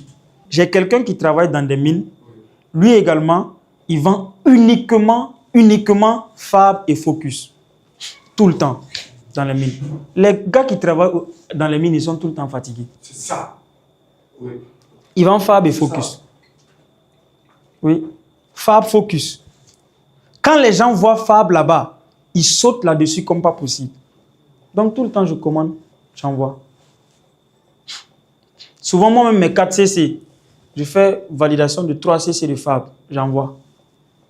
Je remplis, je lui donne, il part. Il vend tout, il valide sur son numéro, il me renvoie d'autres produits. Tu vois que même sans campagne, avec les informations que je viens de vous partager, même sans campagne, certains peuvent vendre. Donc, tout ça, c'est ta capacité à identifier le besoin du prospect. C'est la même chose quand tu appelles un prospect. Toi, tu veux lui parler directement de ton produit, comme tu veux commencer à beaucoup parler. Et pourtant, toi-même, tu ne sais pas le problème que le prospect a. Regardez un peu ce que les prospects recherchent. Les prospects sont ici, au point A. Ils ont une douleur, une problématique, une frustration. Ça peut être le manque d'argent. Ça peut être également ne pas réussir à satisfaire correctement Madame Oli. L'essentiel est qu'ils ont un problème ici. Leur objectif, c'est arriver au point B, le point de satisfaction. Toi, ton produit, on va noter ça P. ton produit. Ton produit, c'est le véhicule dans lequel il doit rentrer pour quitter le point A, arriver au point B. C'est tout. Il s'en fout de savoir les caractéristiques du produit, c'est quoi, le produit est où. Non. Ce qu'il veut savoir, est-ce que c'est un bon véhicule adapté à mes moyens, à mes besoins, qui peuvent me permettre d'atteindre mon point de satisfaction. Mais toi, tu commences à beaucoup parler de ton produit, pourtant tu ne connais même pas la problématique réelle. C'est la raison pour laquelle, dans l'écoute active, tu dois poser beaucoup de questions au prospect et l'écouter. L'écoute active, c'est 3 choses. C'est poser des questions, c'est écouter activement, attentivement ce que le prospect te dit. Peut-être même c'est prendre des notes par rapport à ce qu'il te dit si tu as un manuel à côté. Et c'est aussi répliquer. Répliquer, c'est la chose la plus importante. Si tu n'as pas répliqué, tu risques de rater ta vente. Je vais noter. L'écoute active, c'est poser les bonnes questions. Poser les bonnes questions. Écouter activement. Prendre des notes. Et répliquer. Par exemple, moi j'ai déjà signé un contrat comme ça quand la méthode phare n'avait pas commencé. Moi j'accompagnais des personnes. J'avais une agence digitale où j'accompagnais les gens à avoir plus de visibilité sur les réseaux sociaux. Donc je suis allé dans un hôtel et je devais closer le directeur commercial. Donc je suis allé chez lui. Première des choses, j'ai commencé à lui poser les bonnes questions. Je lui ai demandé quelle est leur problématique majeure, qu'il m'en parle. Il a commencé à me parler. Donc je lui ai dit, ok, tel problème, tel problème. Il a commencé à me raconter les problèmes. J'étais assis avec un bloc-notes devant lui. Je notais. Souvent même, je ne note pas tout ce qu'il dit. Mais je veux juste qu'il sache que je note. Oui, parce que ça l'influence. Moi, je connais les techniques de vente. Donc, je les applique. Je dis, ah, ok, d'accord. Ok, très bien. Non, s'il vous plaît, attendez un peu. Oui, je suis en train de prendre des notes. Très bien. Par rapport à tout ce que vous dites. Ok. Quand je finis de prendre des notes, j'ai posé des questions, j'ai écouté attentivement, j'ai pris des notes. Dernière étape cruciale, je réplique. Je lui dis donc, si je comprends bien, c'est ça votre problème. Donc, si je comprends bien, ça fait des mois, même des années, que vous n'arrivez pas à supporter le poids de la compétition. Vous n'arrivez plus à avoir assez de clients. Vos clients partent dans d'autres hôtels parce que dans votre hôtel, il y a tel et tel et tel problème, de façon précise. Vous n'arrivez pas à avoir beaucoup de clients parce que vous n'utilisez pas Internet.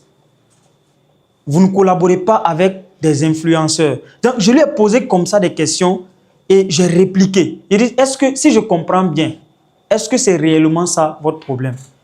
S'il m'a dit oui, c'est que j'ai compris en réalité sa problématique. Maintenant, je sais comment adapter mon offre afin qu'il puisse atteindre son niveau B. Et là, quand je réplique, je dois me rassurer de connaître l'objectif qu'il recherche en termes de satisfaction. Donc, qu'est-ce que lui, il veut? Quand je réplique, je dois savoir qu'est-ce que lui, il veut. Donc, si je comprends bien, vous êtes là, vous avez ce problème et vous voulez aller là. Il y a un monsieur, il y a deux messieurs. Il y a un qui est venu chez moi. Le premier n'a pas eu de résultat parce qu'il n'a pas continué avec le traitement. Le deuxième a eu un résultat parce qu'il a continué avec le traitement. Le premier, quand il est venu, quand j'ai discuté avec lui, j'ai compris que le gars, il avait l'hépatite. Mais en réalité, l'objectif du gars, ce n'était même pas de guérir pour l'hépatite. Il devait faire un visa pour aller aux États-Unis. Et il a été bloqué à cause de l'hépatite. Vous voyez, non? Donc, quand il est venu, en fait, son objectif, c'est de voyager. Ce n'est pas de guérir de l'hépatite, ça ne le regarde pas. Donc, quand j'ai réussi à identifier son problème, j'ai su adapter mon offre par rapport à son problème. Parce que je connais maintenant sa problématique et je connais son objectif. Vous allez voir, il y a des gens qui vont venir, ils ont un problème, mais vous-même, vous ne savez pas quel est l'objectif qu'ils recherchent. Vous devez savoir exactement est-ce que c'est cet objectif qu'ils recherchent. Ils doivent être clairs avec vous. Parce que s'ils font erreur, ils vous disent exactement le résultat qu'ils recherchent. Vous allez maintenant adapter votre offre par rapport à son résultat. Vous ne parlez plus des caractéristiques de votre produit. Vous lui montrez que ce produit-là, c'est ça qui te permettra de pouvoir arriver là. Point. C'est ce qu'il veut. Ce n'est pas de beaucoup parler de mon produit. Quand quelqu'un vous contacte, vous devez toujours répliquer. Moi, je vais dire oui, monsieur Traoré. Ah, ok, d'accord. Donc, si je comprends, par exemple, je lui ai demandé en posant des questions, quels sont les symptômes qu'il ressent. Il va me dire, j'ai mal ici. En plus de ça, est-ce que vous avez tel symptôme? Il va me dire, oui, oui. Est-ce que vous pouvez m'en parler encore plus? Parce que je veux vraiment comprendre en profondeur. Il va me dire, ouais, j'ai tel problème, tel problème. Ok, d'accord. Maintenant, quel est l'objectif que vous recherchez? Quand vous me contactez là, c'est quoi vous recherchez? Vous voulez avoir... vous voulez définitivement finir avec le diabète ou bien c'est les symptômes là qui vous fatiguent, vous voulez rapidement finir avec les symptômes? C'est quoi même vous recherchez? Vous lui laissez le temps de s'exprimer. Ce n'est pas à vous de répondre à cette question. Il va te dire ce qu'il recherche réellement. Et en fonction de ça, par exemple, il va te dire non, en fait, oui, c'est vrai, je veux en tout cas guérir, mais à l'heure actuelle, là, les symptômes, là, ça me fatigue trop. Est-ce que je peux avoir quelque chose pour calmer? Ah. Je sais maintenant, quand je vais lui vendre les kits, je commence par le Nature Mine. Parce que s'il prend le Nature Mine seulement, les symptômes vont passer, mais il ne va pas guérir du diabète. Attention. Parce que pour le moment, ce n'est pas son objectif. Mais quand j'ai réussi à résoudre le premier problème, il a atteint le premier niveau de satisfaction, je peux encore revenir lui donner une autre solution pour qu'il atteigne le deuxième niveau de satisfaction, ainsi de suite. Donc, vous devez savoir exactement quel est le résultat qu'il cherche. Vous partez du problème et vous lui demandez quel est le résultat qu'il cherche. Ça, j'ai matérialisé ça ici. Bon, vous ne voyez pas malheureusement le truc. J'ai matérialisé en montrant que le besoin est superficiel. Quand il vous parle, son besoin est superficiel. Vous devez creuser pour connaître le besoin réel. Très souvent, il ne vous dit pas le besoin réel. Voilà, parce qu'il veut rapidement discuter et puis vous allez parler du prix, il va dire qu'il va revenir après. Voilà. C'est ça son objectif. C'est comme ça la vente se passe. Même avec vos filleuls. Vous savez pourquoi vous n'arrivez pas à accompagner les gens? Parce que vous ne les connaissez pas.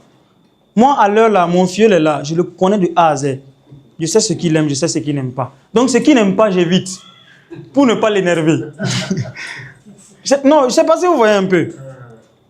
Quand vous ne connaissez pas les gens, vous ne pouvez pas les accompagner. Vous ne pouvez pas accompagner. Vous ne pouvez pas vendre à quelqu'un quelque chose dont il n'a pas besoin. En réalité, il n'a pas besoin. Mais toi, tu veux lui forcer pour lui vendre ce produit. Souvent même, tu peux lui vendre un seul produit ou deux produits. Ce sont les deux produits qui sont adaptés à son problème. Oui. Donc, répliquer, c'est très important. Répliquer pour être sûr que ce sont ces problèmes qu'il a et que c'est le résultat qu'il recherche. C'est bon?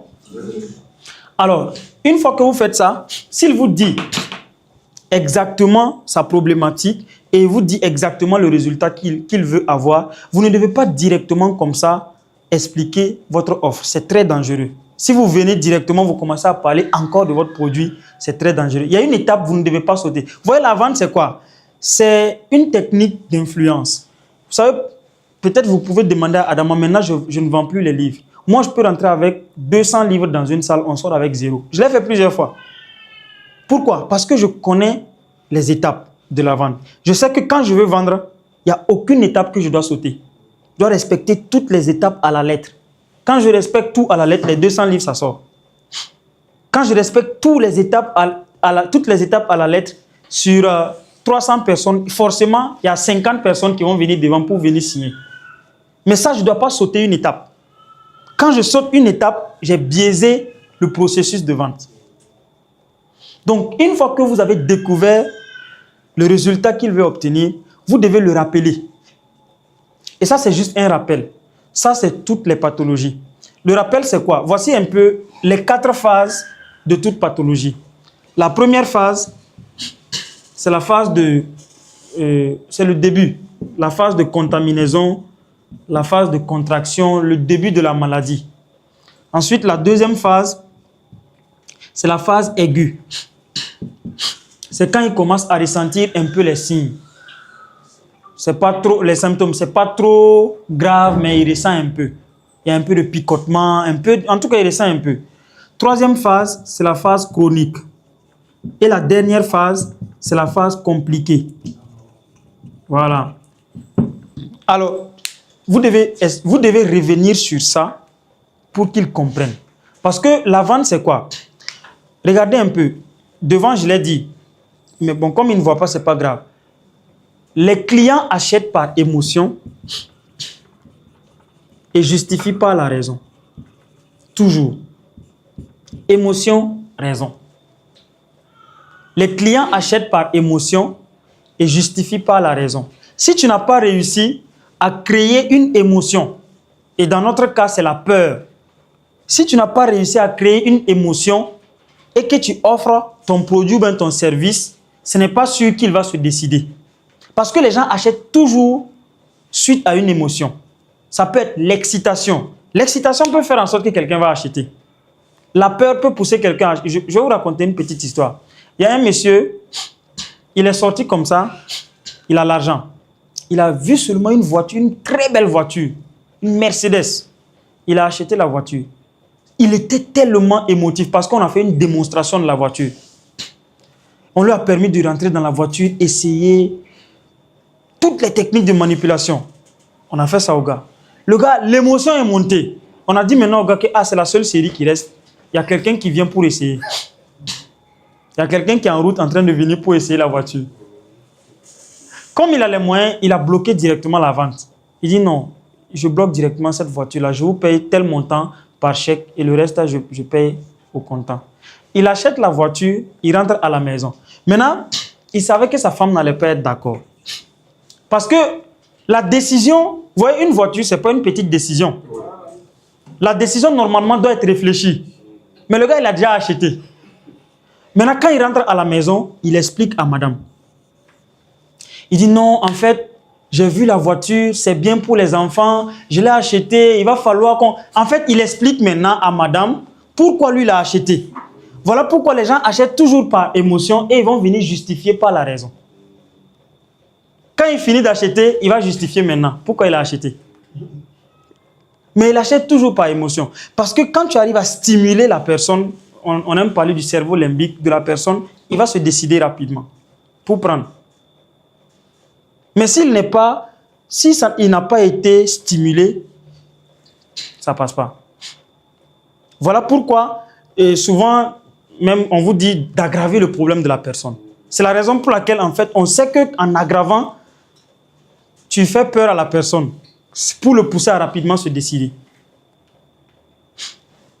Là, tu vas l'expliquer, ces étapes-là, en 1 minute et maximum, 30 secondes, maximum 1 minute. En lui faisant comprendre que, ok, d'accord, donc comme j'ai bien compris, maintenant, je vais vous parler des produits qui vont vous aider. Mais avant de vous parler des produits qui vont vous aider, vous devez savoir que chaque pathologie, il y a 4 phases. En fonction des symptômes que vous avez dit, vous-même, vous allez savoir vous êtes à quel niveau. La première phase, c'est le début. Quand vous avez la maladie au début. Bon, en ce moment, vous pouvez même ne pas savoir parce que c'est le début. Qu'importe la pathologie, même faiblesse sexuelle, diabète et tout ça, début, on peut ne pas savoir. La phase aiguë, c'est le moment où vous commencez à avoir les petits signes. Mais on néglige. Souvent, on a des picotements, on a des petits signes comme ça qui commencent à arriver. Mais on néglige, on se dit, ça va passer. Au niveau de la phase aiguë, c'est la phase la plus importante. Je le dis ça. C'est la phase la plus importante. C'est là que vous devez agir. Parce que si vous n'agissez pas ici et que vous dépassez cette étape, après, ça peut être compliqué de trouver une solution, une bonne solution. Et ça peut être à vie. La phase chronique, c'est la phase où les signes commencent à être assez fréquents. Les signes sont fréquents tout le temps maintenant, vous ne vous sentez pas bien, vous avez des problèmes, tout le temps, des mal de dos, vision floue, ainsi de suite. En fonction de la pathologie de la personne, quoi. Et en fonction de ce qu'il a dit. Donc, par rapport à tout ce que vous m'avez dit, je pense que vous êtes au début de la phase chronique. Et ça, ce n'est pas bien. Là, je vais peut-être vous raconter une petite histoire. Je lui raconte l'histoire. Si c'est le cas de l'impuissance sexuelle, je lui raconte la fameuse histoire que nous on raconte à tout le monde. Je lui dis, ah, il y a une dame qui est venue chez nous au bureau la dernière fois. Malheureusement, ça fait 1 an que son mari n'arrive pas à la satisfaire. La dame nous dit que son mari, ça fait 1 an, ils ont tout fait, mais ça ne va pas. Et elle commence à voir son ex. Et malheureusement, elle est passée à l'acte avec l'ex. Mais elle ne veut pas que son mari sache. Donc, elle s'est cachée venue nous voir pour voir si on peut vraiment aider son mari, parce qu'elle ne veut plus que ça se répète. Et on s'est rendu compte en posant des questions au monsieur que le monsieur était à la phase chronique. C'est-à-dire qu'au début, il a négligé, il est passé à la phase chronique. Et donc, à un certain moment, il n'avait même plus d'érection. Donc, vraiment, les femmes ne sont pas faciles. Et moi, avec le problème que vous avez, je pense que si vous devez réfléchir, c'est que vous n'avez pas compris le problème que vous avez. C'est très dangereux. En fait, je le fais peur, je fais monter son émotion. En fait, je ne mens pas. C'est la vérité, je dis. Oui, mais la façon de lui dire la vérité, là, ça ne l'arrange pas. Il va même peut-être me précipiter. Oui, c'est quoi la solution? Qu'est-ce que tu me proposes? Maintenant, la phase de complication, c'est là, en ce moment, on ne peut plus récupérer. C'est comme quelqu'un qui a hépatite qui vient à la phase cancer. On ne peut pas récupérer. Voilà. Donc, impuissance sexuelle, il y a des niveaux également, on ne peut plus récupérer. Tu perds la mobilité. Tu perds ta virilité. Tu n'es plus un homme. Donc, c'est ici, je fais monter l'émotion en aggravant sa situation. Juste en l'expliquant les quatre étapes. Pour que le gars là, il se décide vite. Dès que je finis de faire ça, je parle maintenant de mon produit. C'est là que je parle de mon produit. Je lui dis, ok, la bonne nouvelle c'est que le monsieur, quand il est venu, on l'a aidé. Honnêtement et sincèrement, il a pu se rétablir, il a retrouvé sa virilité et aujourd'hui il est très content. Et nous-mêmes, nous sommes heureux pour ça. Parce que je pense qu'on vient de sauver un couple. Et vous, dans votre cas, je pense que si vous vous décidez rapidement, vous également, je suis sûr et certain que vous allez regagner votre virilité. Même ce mois-même. À partir de 1 semaine, 2 semaines, vous allez commencer à sentir les effets des produits. Vous devez vous rassurer que nos produits sont des suppléments alimentaires. Ce n'est pas des médicaments. Ce n'est pas des produits que vous prenez, après vous avez des problèmes de reins. Non, ce n'est pas chimique. C'est naturel. Ce n'est pas dangereux. Qu'importe le nombre de produits que vous prenez, il n'y a pas de danger. C'est certifié. Vous pouvez même faire des recherches par rapport aux produits. Tout ça, c'est pour le rassurer par rapport aux produits. Donc, par exemple, je lui parle du multimaca. Donc, le multimaca, vous voyez, ce produit, on appelle le multimaca. Donc, quand vous prenez ce produit, en fait, ça a été fait à base d'une plante qu'on appelle le maca. Donc, aux États-Unis, dans les années 1970, on a découvert une plante qu'on appelle le maca. Et les Américains ont découvert qu'en consommant les fruits de cette plante, ça permet d'améliorer la libido et ça augmente la virilité chez les hommes. Voilà pourquoi notre société a accueilli simplement les fruits de cet arbre pour fabriquer ce produit. Donc, ça a été fait à base de maca. C'est 100% naturel. Et donc, si vous prenez le multimaca, ça va vous permettre, et tu répètes maintenant ce qu'il recherche comme résultat, ça va vous permettre d'obtenir tel résultat, tel résultat, tel résultat. Ça va vous permettre de satisfaire correctement Madame Oli. Vous allez avoir une bonne érection. Vous n'allez plus avoir un problème d'éjaculation précoce. Vous allez avoir de l'endurance. Avant, peut-être, si vous ne pouvez pas aller à 2-3 fois, cette fois-ci avec le maca, c'est sûr qu'on peut passer toute la nuit. En fait, je sais exactement les résultats qu'il veut là. Moi, je sais. Donc, je répète. Je dis non, mon produit là, ça va te permettre d'avoir tes résultats. Et quand je répète, c'est là que ça devient compliqué. Parce que quand tu répètes les bienfaits de ton produit, automatiquement, tu dois rendre ton offre irrésistible. Il doit trembler pour rapidement prendre le produit. Tout comme Justin, quand il est venu avec Vera, qui se sentira à trembler pour envoyer l'argent. C'est-à-dire qu'il était dans la salle, on vient, on lui dit non, ça fait 120 000, il faut faire le dépôt. Il tremble, il envoie l'argent. Parce que l'offre que Justin a fait était irrésistible. Donc, quand l'offre est irrésistible, le client doit se sentir idiot de ne pas prendre le maca. S'il ne prend pas le maca, lui-même, il doit se dire non, je suis idiot si je n'achète pas ce produit.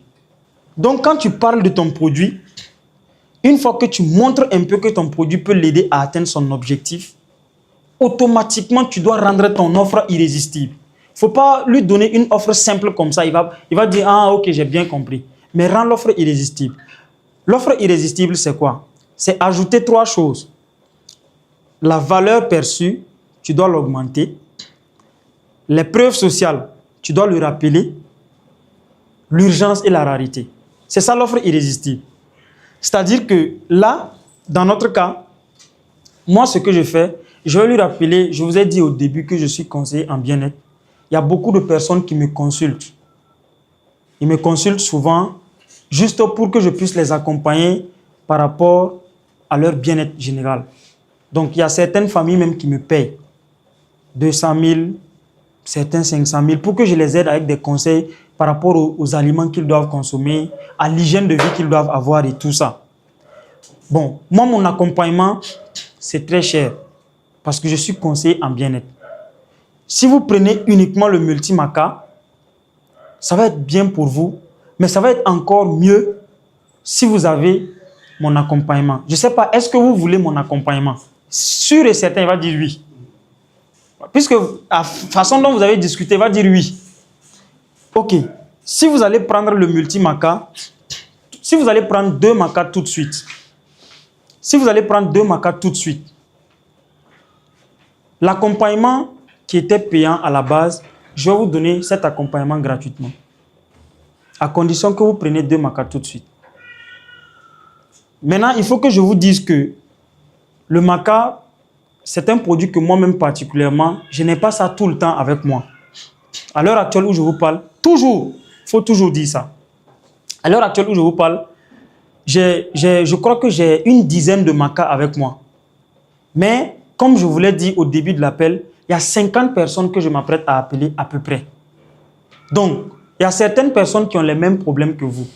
C'est sûr que si vous voulez peut-être me rappeler le soir ou demain, vous allez venir trouver que les 10 macas ne sont plus là.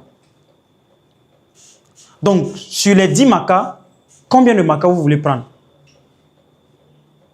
Je ne sais pas si vous... Et vous vous taisez. Maintenant, il y en a qui vont... il y en a qui vont faire une offre.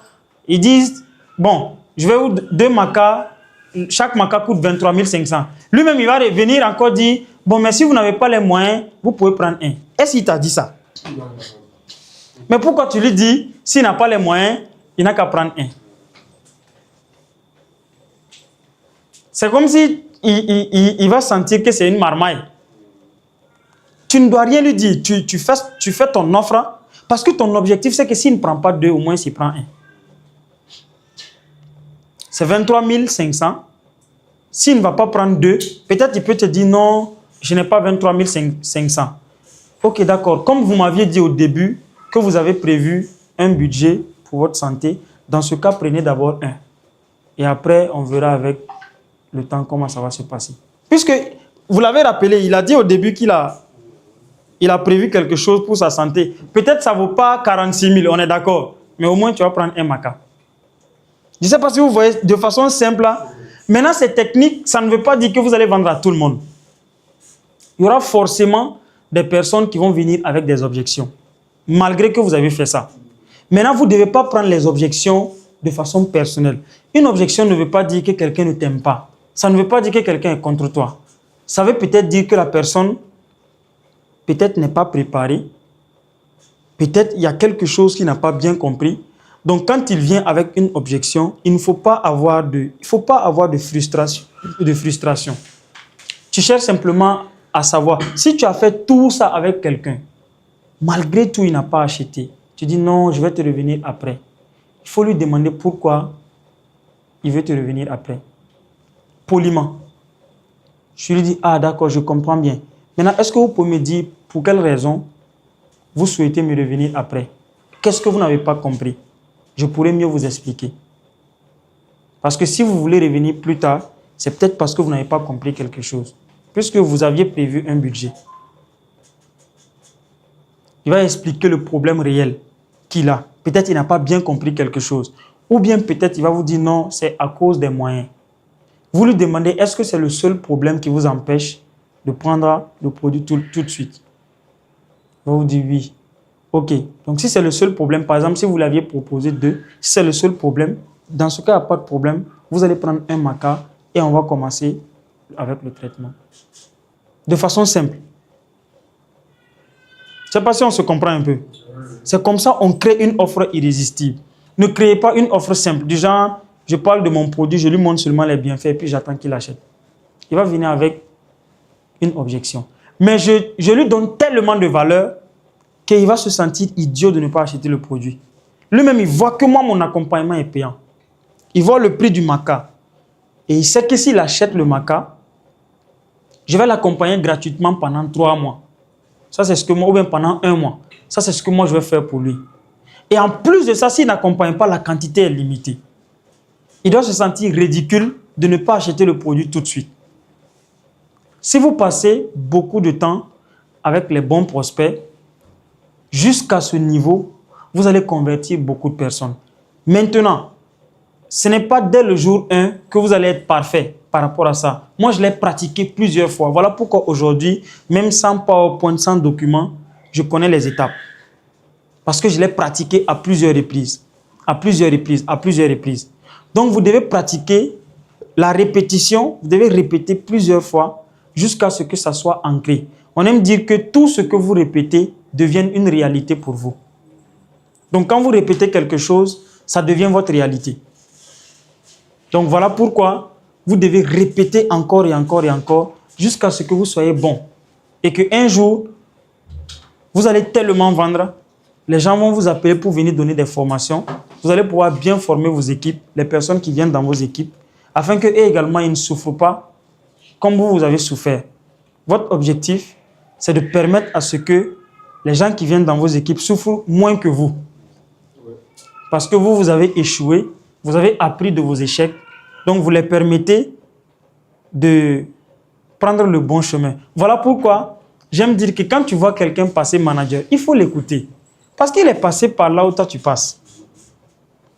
Si tu veux réussir, c'est simple, écoute-le seulement. Là où toi tu passes, les problèmes que tu as là, lui, il est passé par ça avant d'arriver au grade de manager. Et si tu l'écoutes, c'est sûr que toi aussi tu vas passer manager. Maintenant, si tu l'écoutes, tu fais le contraire, ou bien tu ne l'écoutes pas, c'est sûr et certain que tu n'auras pas de résultat. Et il n'y a pas de hasard dans ce business. Donc, voici un peu de façon ramassée. Vraiment, en 2 heures, on ne peut pas tout dire par rapport à la vente. La vente, c'est un domaine très vaste. Mais j'ai essayé d'adapter la formation pour que dès ce soir, vous commencez à pratiquer ce que vous avez appris pour commencer à faire vos premiers résultats. Peut-être avec le temps, j'aurai encore la chance que le manager m'invite pour que je vienne approfondir ce que vous avez appris. Voilà. Je pense qu'on sera ensemble pendant 48 heures. Et demain, je pense que les thèmes de demain, c'est comprendre le business de Forever. Et l'autre thème, c'est, voilà, on va parler de l'ambition. Parce que ça va ensemble. Voilà. Souvent, le manque de résultats, c'est dû au manque d'ambition. Donc, je pense que le leader pourra expliquer le business de Forever pour que tout le monde puisse comprendre de A à Z. Parce que vous ne comprenez pas trop le business de Forever. Quand on comprend quelque chose, on réussit là-dedans. Donc, ne vous inquiétez pas. Venez demain pour comprendre le business. Vous ne comprenez pas encore. Soyez tranquille. C'est vrai. C'est vrai. Vous ne comprenez pas encore. Venez apprendre. Donc, après, je vais vous montrer comment être ambitieux. Et vous savez que c'est, dès le début, ce que j'ai dit, c'est de l'ambition. J'ai dit, je vais être numéro 1 au Burkina. Vous voyez directement que c'est l'ambition. Et l'ambition vous permettra de décupler les résultats que vous obtenez. Donc, je vais vous montrer comment on devient ambitieux, même avec votre niveau actuel. Et comment votre ambition peut vous amener au sommet. Voilà. Merci beaucoup à tout le monde.